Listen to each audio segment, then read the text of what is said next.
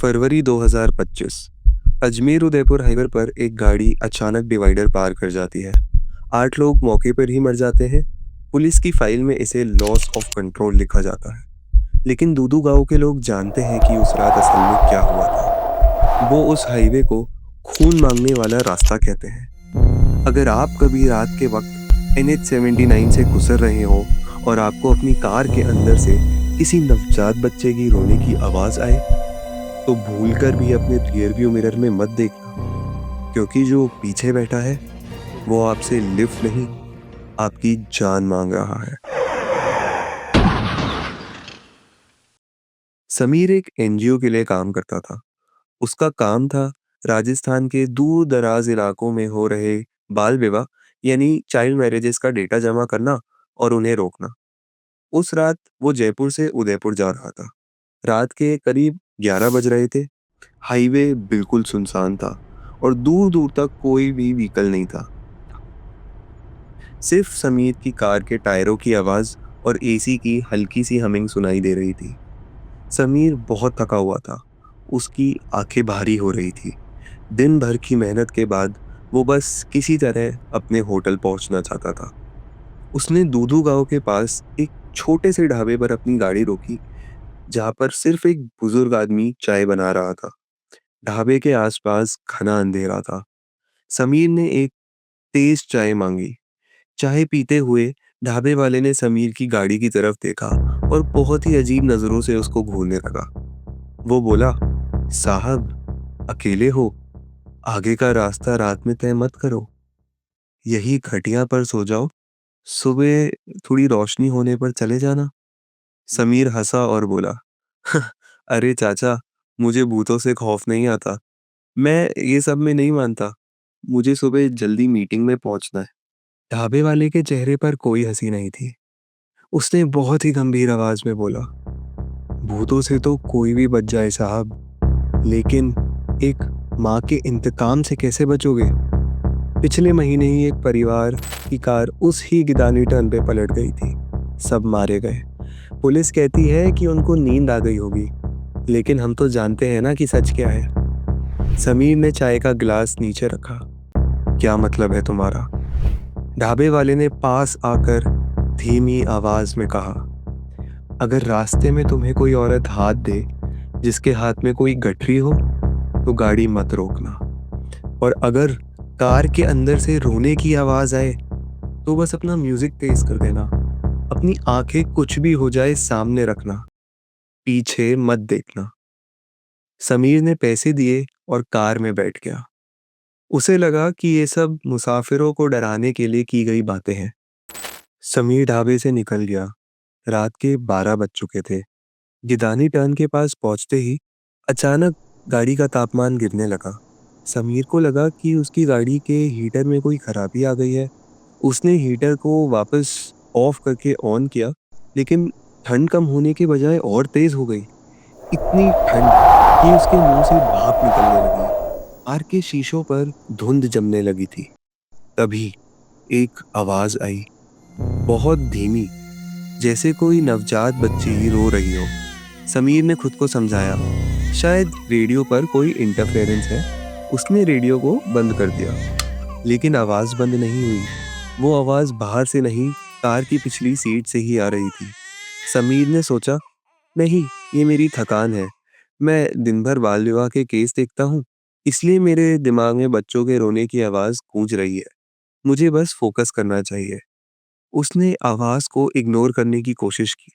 उसने अपनी गाड़ी की रफ्तार तेज कर दी, लेकिन वो रोने की आवाज अब सिसकियों में बदल गई, जैसे कोई बच्ची सांस लेने के लिए बेचैन हो रही हो। वो आवाज इतनी असली थी कि समीर के रोंगटे बन गए। समीर का दिल जोर से कांपने लगा।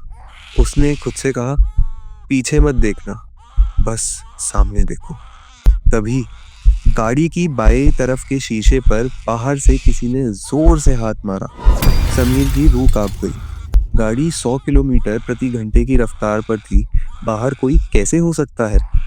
उसने घबराकर धीरे धीरे बाईं तरफ देखा और उसने देखा कि हाईवे के किनारे एक औरत भाग रही थी। वो गाड़ी के साथ साथ भाग रही थी। उसकी रफ्तार इंसान जैसी नहीं थी। उसने राजस्थानी घाघरा पहना हुआ था जो कि खून और धूल से सना हुआ था। उसके बाल हवा में लहरा रहे थे और उसने सीने से एक छोटी सी गठरी चिपकाई हुई थी। समीर को ढाबे वाले की बात याद आई।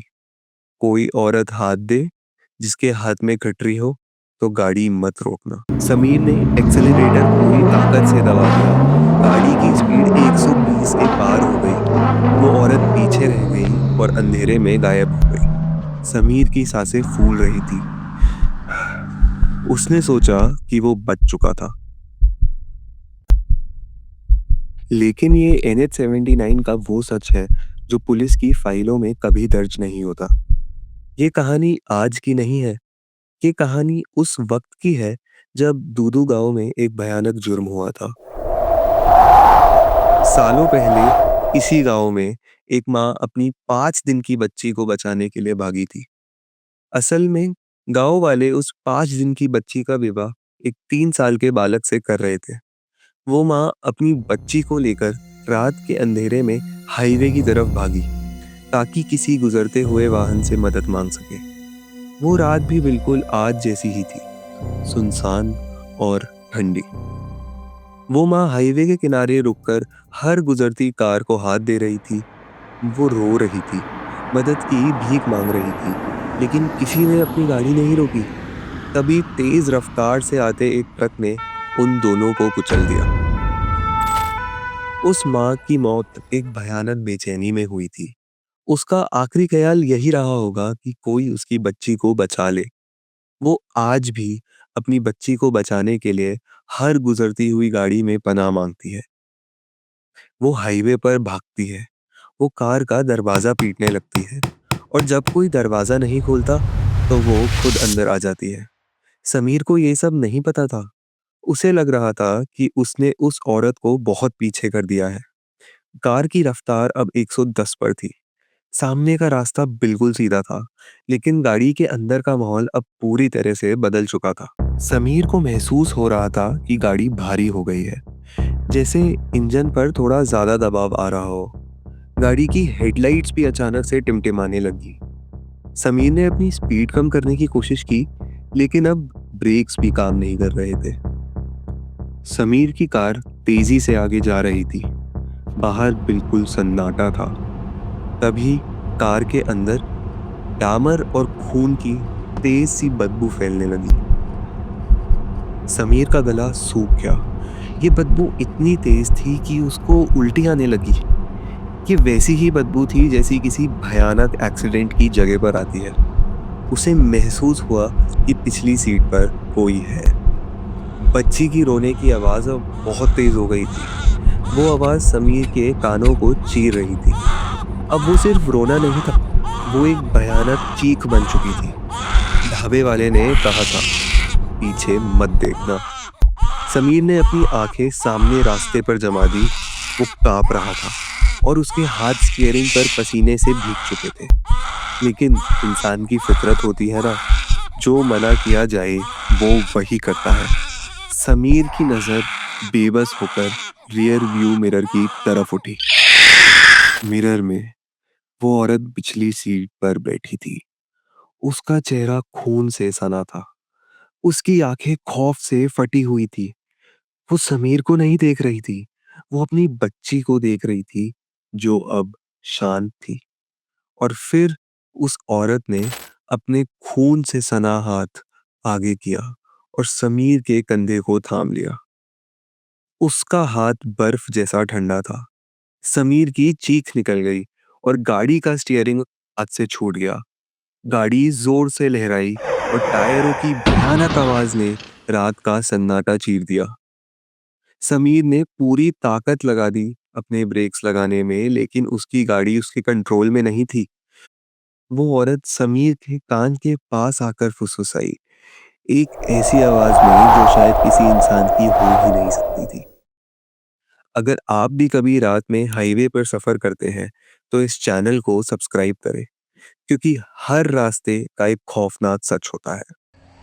अगली सुबह पुलिस को समीर की कार डिवाइडर से टकराई हुई मिली।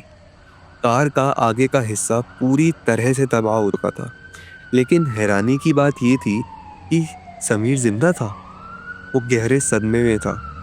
जब पुलिस ने उसे बाहर निकाला तो वो बस एक ही बात बार बार बोल रहा था, पिछली पिछली सीट पर वो औरत थी। पुलिस ने कार की तलाशी ली पर उसे पिछली सीट पर कोई नहीं मिला। लेकिन जब एक पुलिस वाले ने पिछली सीट का दरवाजा खोला तो उसके होश ही गुम हो गए। सीट पर किसी के खून से सने हुए हाथों के निशान थे। खून बिल्कुल ताजा था और वहां उस सीट के बीच में एक पुराने जमाने का बच्चों को पहनाने वाला काला धागा गिरा था। समीर ने उस दिन के बाद उस एनजीओ से इस्तीफा दे दिया। उसने कभी दोबारा उस हाईवे पर सफर नहीं किया। वो आज भी रात को कार चलाने से डरता है। पुलिस ने इस केस को भी लॉस ऑफ कंट्रोल लिखकर बंद कर दिया। क्या NH-79 पर होने वाले हादसे सिर्फ एक इत्तेफाक है या फिर आज भी एक बेबस माँ अपनी बच्ची को बचाने के लिए किसी अजनबी की कार में पनाह मांग रही है? वो हाईवे आज भी वैसा ही है। रात के अंधेरे में वो रास्ता आज भी खून मांगता है। अगली बार आप रात के अंधेरे में किसी भी सुनसान रास्ते से गुजरे और आपको अपनी कार के अंदर से कोई अजीब आवाज आए, तो याद रखना, जरूरी नहीं कि खतरा बाहर हो। कभी कभी वो आपके ठीक पीछे बैठा हो सकता है। Welcome to the Hindi Horror Hub, your destination for chilling tales and terrifying stories.